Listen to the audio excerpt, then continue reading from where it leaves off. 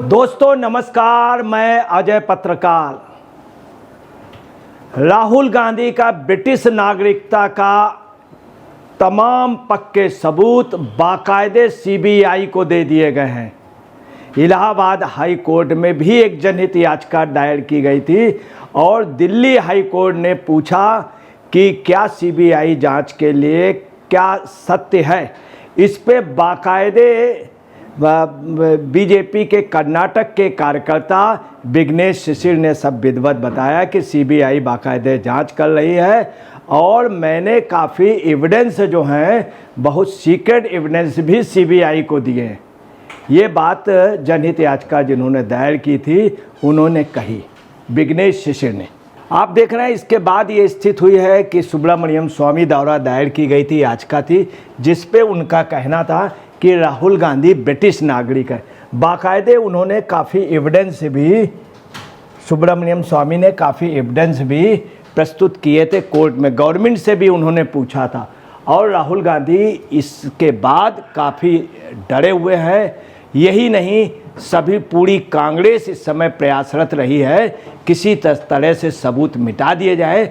मगर आपको बता रहे सुब्रमण्यम स्वामी ने इस तरह के एविडेंस दिए, खास तौर से अभी हाई कोर्ट में दिए गए सीबीआई को इतने कॉन्फिडेंशियल, जिससे राहुल का बच पाना मुश्किल है। राहुल गांधी की ब्रिटिश नागरिकता के पुख्ता प्रमाण मिलने के बाद सीबीआई ने और विघ्नेश शिशिर ने सीबीआई की जाँच शुरू हुई है और उस जांच में काफ़ी कुछ ऐसे मामले आ रहे हैं जिससे राहुल दो देशों के नागरिक, जबकि दोहरी नागरिकता नहीं हो सकती, और ब्रिटिश के जिसके हम लोग गुलाम रहे हैं, जिसमें हिंदुस्तान पूरा लड़ा है जिसके लिए, उसकी नागरिकता। यही नहीं, कांग्रेस के तमाम लोग इस बात से चिंतित हैं, खास तौर से इसका असर महाराष्ट्र में पड़ रहा। महाराष्ट्र के लोगों का कहना है कि ब्रिटिश से जो जिंदगी भर लड़े, सावरकर जिन्होंने ब्रिटिश की जंजीरें तोड़ दी, गुलामी की जंजीरें तोड़ी, उनको हिरासत में ले लिया गया था। अंडमान निकोबार द्वीप समूह जो कभी झूठ नहीं बोले, कभी माफ़ी नहीं माने, उन्हीं को राहुल गांधी ने क्या किया था, कहा था कि मैं माफ़ी नहीं मांग सकता हूँ, मैं सावरकर नहीं हूँ। उसी सावरकर की धरती महाराष्ट्र में सबसे ज़्यादा ये बात चल रही, और ये गजब कितनी बड़ी बात, ब्रिटिश के लिए महाराष्ट्रियन सब लड़े, सावरकर लड़े, उनको कह रहे थे माफ़ी। आज ये उन्हीं का श्राप लगा है। ये महाराष्ट्र के लोग कह रहे हैं चुनाव पे भी इसका असर होगा, निश्चित तौर पर चुनाव पे निश्चित तौर पर होगा। राहुल गांधी की ब्रिटिश नागरिकता के पुख्ता प्रमाण मिलने पर सीबीआई जांच शुरू। मामला हाईकोर्ट में, राहुल व पूरी कांग्रेस सबूत छिपाने पे विफल रही। दिल्ली उच्च न्यायालय को सूचित किया गया है कि इलाहाबाद उच्च न्यायालय द्वारा सुनवाई की जा रही एक जनहित याचिका पर कांग्रेस नेता राहुल गांधी की नागरिकता की सीबीआई जांच शुरू की गई है। जब याचिकाकर्ता कर्नाटक भाजपा कार्यकर्ता विघ्नेश शिशिर ने कहा कि उसने इलाहाबाद उच्च न्यायालय में एक जनहित याचिका दायर की है, विघ्नेश शिशिर ने, तो मुख्य न्यायाधीश श्री मनमोहन जी और न्यायमूर्ति तुषार राव गडेला की पीठ ने कहा कि वह नहीं चाहती है कि कोई विरोधाभासी आदेश पारित किया जाए। कोई विरोधाभासी, ये कोर्ट ने कहा, high court, Delhi high court ने।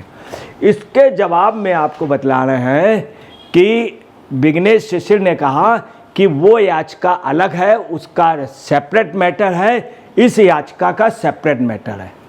कोर्ट ने कहा कि आप एफिडेविट दीजिए। उन्होंने स्वीकार किया, विघ्नेश शिशिर ने, मैं इसका एफिडेविट दूंगा।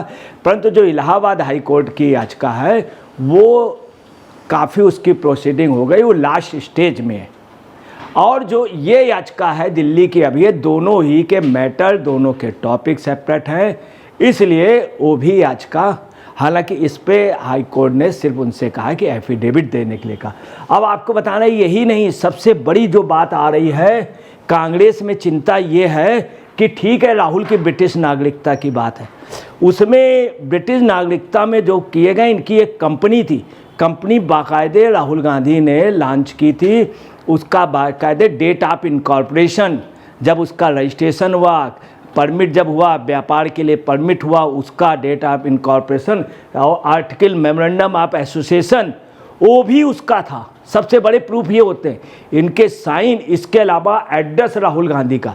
यही नहीं, इसके बाद उन्होंने बाकायदे एनुअल रिटर्न सबमिट किया है रजिस्ट्रार ऑफ कंपनीज में। रजिस्ट्रार ऑफ कंपनीज में कंपनी एक्ट 1956 के तहत वो कंपनी थी और बाकायदे इन्होंने रजिस्ट्रार ऑफ कंपनीज पे इन्होंने रिटर्न किया और इनकम टैक्स रिटर्न भी फाइल किया। यही नहीं, कंपनी के और भी बैलेंस शीट वगैरह भी बाकायदे, प्रोजेक्ट रिपोर्ट, बैलेंस शीट और एनुअल रिपोर्ट भी बाकायदे कंपनी की, जिसके मालिक राहुल गांधी थे। इसके अलावा बाइंडअप हुई है, बाइंडअप पे भी राहुल गांधी के सब। तो इतने एविडेंस कांग्रेस अभी तक छिपाती रही मगर नहीं छिपा पाई, क्योंकि विभिन्न डिपार्टमेंटों में उनके लोग थे, दबाव बना लेते थे। अब मगर नहीं छिप रहा है, कांग्रेस विफल रही सबूत मिटाने पे। वहीं आपको बता दें दूसरी बात आ रही है सोनिया जी पे। सोनिया जी के बारे में भी कांग्रेसी लोग दबे जबान कह रहे हैं कि वो भी जो हैं इटली की नागरिक रहीं और बेटा ब्रिटिश का रहा। ये भी कांग्रेस के लोगों का मानना दबे जमान कि राहुल गांधी इसके पहले इटली के नागरिक रहे। हालांकि मैं इस चीज़ की पुष्टि नहीं करता हूँ, परंतु चूँकि राजीव गांधी और सोनिया जी इटली में रहते थे तो बड़ नेचुरल है, जब वहाँ पैदा हुए तो वहाँ के नागरिक होंगे। खैर जो भी हों, कहीं पर भी ये इतना मुद्दा नहीं।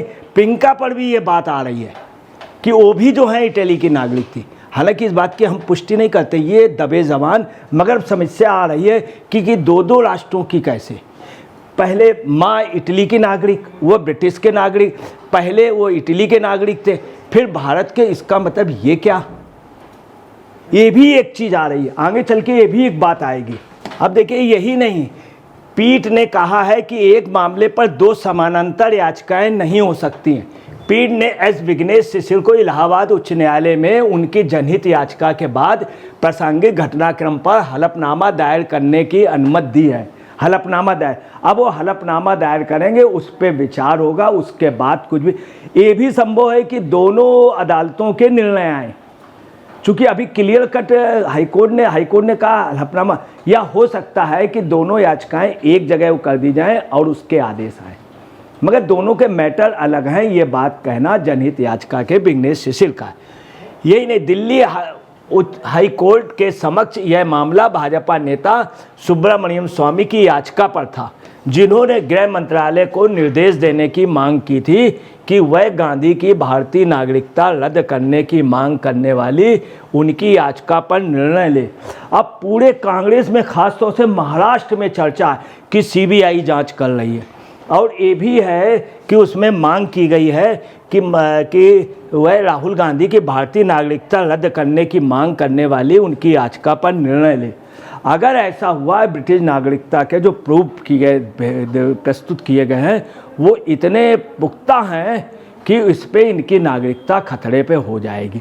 अगर भारतीय नागरिकता उनकी छिनती है या कुछ, तो संसद सदस्यता से भी इस्तीफा देना पड़ेगा, और आगे चल के मामला परिवार पे भी आ सकता है।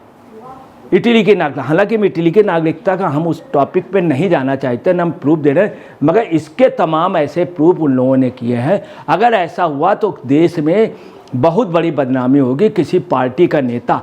तब ये भी है, कांग्रेस का सोचना है, फिर कांग्रेस नए सिरे से रिफॉर्म होगी, कांग्रेस के कार्यकर्ता बाहर निकल के आएंगे और कांग्रेस का गठन होगा, एक परिवार से हटेगी। ये कांग्रेसी कार्यकर्ता भी महसूस कर, महाराष्ट्र में भी कार्यकर्ताओं को यही मानना है कि अगर मान लीजिए ब्रिटिश नागरिकता साबित हुआ तो आम कार्यकर्ताओं को राहत होगी और कांग्रेस पुनः जीवित हो जाएगी। इसका असर महाराष्ट्र के चुनाव में भी पड़ेगा। सुनवाई के दौरान विघ्नेश शिशिर ने कहा, जिन्होंने जनहित याचिका दायर की थी, कर्नाटक भाजपा कार्यकर्ता, कि उनकी याचिका पर पिछली बार 24 अक्टूबर को इलाहाबाद उच्च न्यायालय में सुनवाई हुई थी, इलाहाबाद उच्च न्यायालय में, और मामले की जांच सीबीआई कर रही थी। शिशिर के अनुसार मामला इलाहाबाद उच्च न्यायालय के समक्ष बहुत उन्नत चरण पर था।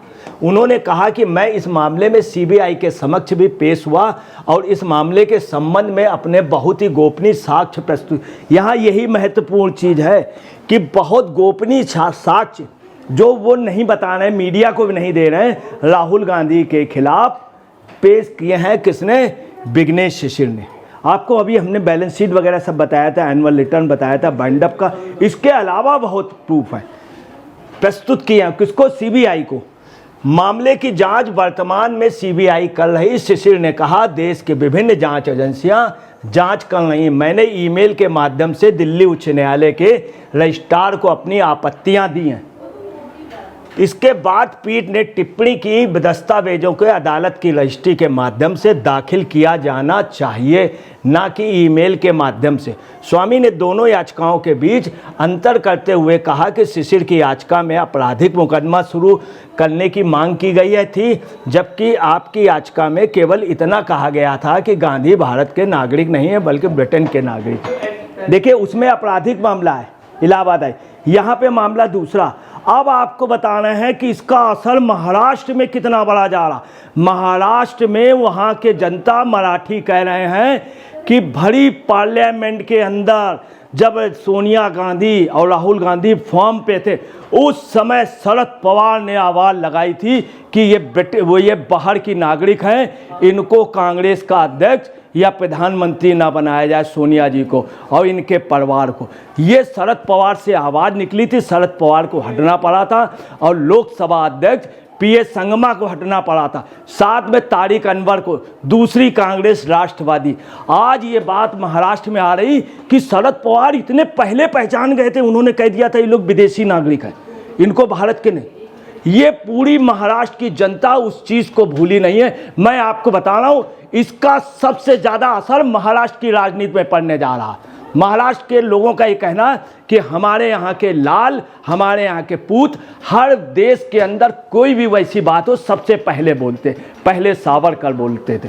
आपको बताना पूरे महाराष्ट्र में अंतर है। ये असर इसका पड़ रहा, सबसे जगह चर्चा कि शरद पवार आज बूढ़े हो गए, कोई बात नहीं, मगर उन्होंने कहा था सोनिया और राहुल वगैरह के लिए कि ये लोग विदेशी नागरिक हैं, और आज ये बात सच निकल रही है, प्रूफ सहित। दूसरी, महाराष्ट्र की राजनीति पे इसका बहुत बड़ा असर जाएगा, बहुत बड़ा। और सावरकर को जो इन्होंने कहा था माफ़ी मांग ले, ब्रिटिश के आगे कभी झुके नहीं सावरकर, कभी नहीं झुके। और उस ब्रिटिश ने राज किया, सब लोगों ने बाहर भगाया, उसी की नागरिकता राहुल गांधी ली। आपको बता रहे हैं महाराष्ट्र की जनता इस चीज़ को बर्दाश्त नहीं कर पा रही है कि जिनको मैंने भगाया उन्हीं पे, और इंदिरा जी का पोता जो है वहाँ जाके नागरिकता ले रहा, बता भी नहीं रहा। ये चीज़ महाराष्ट्र की जनता के दिमाग में आ गई। आपको बता रहे हैं यही इशू महाराष्ट्र की जनता अगर किसी भी अपमान को दिल में ले लेती है तो सबक सिखा देती। यही पोजीशन सब ये कह रहे हैं कि ये माफ़ी तो उन्होंने मांग ली जो वहाँ के नागरिक हो गए, बताया नहीं, यहाँ पे सांसद बने हुए। ये चीज़ महाराष्ट्र के जनता को ये उनके अंदर घर कर गई। तो आपको बताना है इसका असर जो है महाराष्ट्र के चुनाव पे और झारखंड के चुनावों पे होगा। दोस्तों नमस्कार, मैं अजय पत्रकार।